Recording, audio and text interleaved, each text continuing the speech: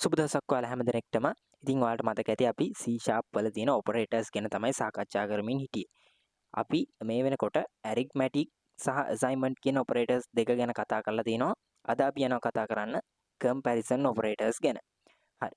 මෙතන දීලා තියෙනවා comparison operators 6ක්. මේ operators 6 තමයි C# වල බොහෝ දුරට ගොඩක් programming language වල තියෙන්නේ. ඉතින් අපි C# වලත් මේ 6 ගැන තමයි සාකච්ඡා කරන්නේ.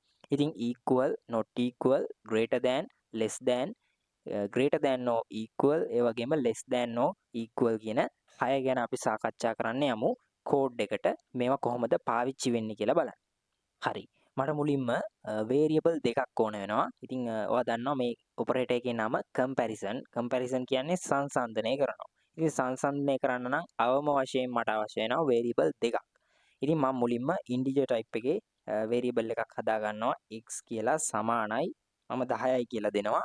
ඊට පස්සේ ආයෙමත් integer type එකේ y කියලා variable එකක් හදා ගන්නවා. ඒකට මම 12යි කියලා දෙනවා. හරි. ඊට පස්සේ මම console right line කීපයක් දා ගන්නවා. මොකද මට මේකේ output එක ඔයාලට කෙලින්ම පෙන්වන්න ඕන නිසා. ඉතින් ඔයාලට ඕන නම් තවත් වෙනම variable එකකට මේ ඔපරේටර් එක assign කරලා ඒක ආයෙ print කරන්න පුළුවන්. ඉතින් මම ආයෙ දෙපාරක් print කරන්න ඕනේ නැති නිසා මම එකපාරම print එකක් ඇතුළෙම මම මේ ඔපරේටර්ස් ටික ඔයාලට කරලා පෙන්නන්නම්. හරි. මුලින්ම මම x සමානද y ට කියලා බලනවා. ඉතින් මේ සමාන කිරීම දෙකක් use කරන්නේ ඇයි කියලා ඔයාලා හිතනවා ඇති. ඉතින් අපි programming වලදී යම් දෙයක් තව එකකට සමානයිද කියලා බලන්න සමාන කිරීම දෙකක් පාවිච්චි කරනවා. මෙතන error එකක් පෙන්වන්නේ මේ y අකුර අපි capital ගහපු නිසා. හරි. දැන් හරි. එතකොට සමානද y ට කියලා බලා ගන්න පුළුවන්. මම මෙතන කාලය ඉතුරු කර ගන්න ඕන නිසා පළවෙනි එක copy කරගන්නම්. හරි. මම මේ විදිහට copies 6ක් ගත්තා. පළවෙනි එකේදී අපි බැලුවා සමානද කියලා. අපි මේකට කියනවා equal operator එක කියලා. right. ඊට පස්සේ දෙවනියට අපිට පුළුවන් මෙන්න මෙතන එක සමාන කිරීමක් එක්ක මේ විදිහේ විස්මයාදී ලකුණක් පාවිච්චි කරන්න. මේකට අපි කියනවා not equal කියලා. not equal operator එක කියලා කියනවා.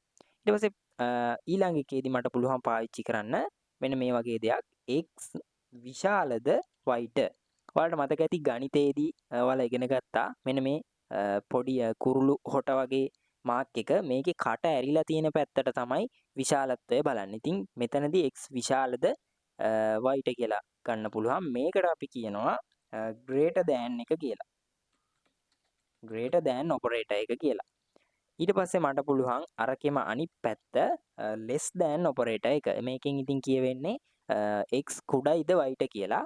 මම මෙතන type කරගන්නම් less than operator එක. ඊට පස්සේ මට පුළුවන් ආයෙමත් මේ විදිහ දෙයක් කරන්න. අපි මේක කතා කරා greater than or equal. විශාලයි හෝ සමානයිද? මේකට කියනවා greater than or equal. greater than or equal.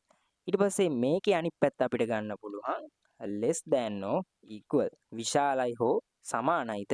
කුඩයි හෝ සමානයිද කියන එක. මේකට අපි කියනවා less than or equal. ඉතින් මේ ඉංග්‍රීසි වලින් මම හැම වෙලේම කියන්නේ මොකද ප්‍රෝග්‍රෑමින් වලදී අපිට සිංහල පාවිච්චි කරන්න බෑ. ඒ නිසා ඔයා ඉංග්‍රීසි වලින් මේවා ඉගෙන ගත්තට මොකුත් පාඩුවක් වෙන්නේ නැහැ. හරි. එතකොට ඔපරේටර්ස් 6ක් ගැන කතා කරා. equal, not equal, greater than, less than, ඒ වගේම greater than or equal, less than or equal. හරි. අපි මේ ටිකේ output ටික බලමු. මේකෙදි විශේෂයෙන් මම කියන්න ඕනේ මේ output වලින් එන්නේ boolean value එකක්. හරි. අපි boolean ගැන තාම කතා කරලා නැහැ. නමුත් ඔයා දැනගන්න ඕනේ boolean value එකක් තමයි මේකෙන් output වෙන්නේ. මම save කරලා මේක run කරලා පෙන්නන්නම්. හරි. මේ විදිහට output එක බලා ගන්න පුළුවන්. මම මේක මෙන්න මේ විදිහට මේ කිට්ටුවට ගන්නම් අරගෙන මෙන්න මේ වගේ තියා ගන්නම් ඔයාලට මේකින් එක පැහැදිලි කරන්න. හරි. මුලින්ම අපි බැලුවේ මේ xy සමානද කියලා. ඉතින් සමානද කියලා බැලුවාම මෙතන false ඇවිල්ලා තියෙන්නේ මේ දෙක අසමාන නිසා. ඉතින් not equal ද කියලා බලපුවාම මෙතන true ඇවිල්ලා තියෙන්නේ මේක අසමාන නිසා. ඊළඟ ඔපරේටර් එක ගත්තොත් x විශාලද y ට. ඉතින් x විශාල නැහැ y ට. මොකද x 10යි y 12යි. ඉතින් y වැඩි නිසා මෙතන false කියලා ඇවිල්ලා තියෙනවා. x කුඩයිද y ට? ඔව්. එතකොට true ඇවිල්ලා තියෙනවා. ඊට පස්සේ අපි බැලුවා x විශාලයි හෝ සමානයිද y ට කියලා. ඉතින් x විශාලත් නැහැ සමානත් නැති නිසා මෙතන false ඇවිල්ලා තියෙනවා. ඊළඟ එකේ x කුඩයි හෝ සමානයිද කියලා අපි බැලුවා. එතන true ඇවිල්ලා තියෙන්නේ x කුඩයි නමුත් සමාන නැහැ. සමාන නැති නිසා x කුඩා නිසා ඇවිල්ලා තියෙනවා true කියලා. හරි. මම මේක close කරගන්නම්. ඉතින් ඔයාලට මම හිතනවා තේරෙන්නේ නැති කියලා මේ comparison operators ටික. ඉතින් මේ comparison operators අපි පාවිච්චි කරන්නේ එක එක variables අතර සංසන්දනය කරන්න. ඉතින් මම මෙතන ඕනනම් තව දෙයක් කරලා පෙන්නන්නම්. මම මෙතන x සහ y දෙක සමානයි කරලා පෙන්නන්නම්.